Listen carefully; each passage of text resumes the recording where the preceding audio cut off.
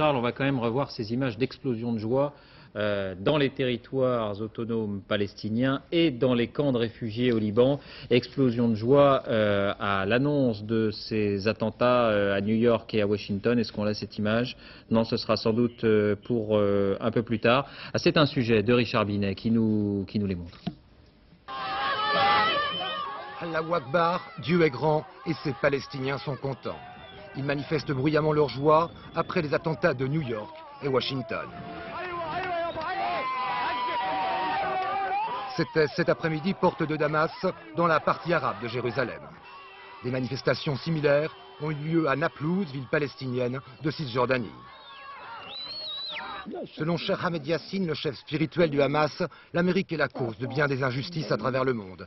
Et c'est la raison pour laquelle, selon lui, tout le monde éprouve de la haine pour les États-Unis.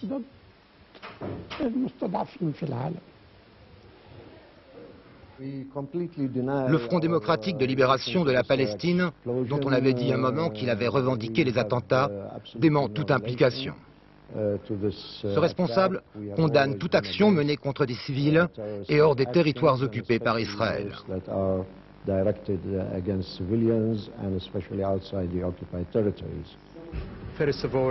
Enfin, Yasser Arafat, le président de l'autorité palestinienne, a présenté ses condoléances au président Bush ainsi qu'au peuple américain. En son nom, au nom du peuple palestinien, avant de se déclarer très choqué par cet acte, qualifié de terrible et d'effroyable. We are completely shocked, unbelievable.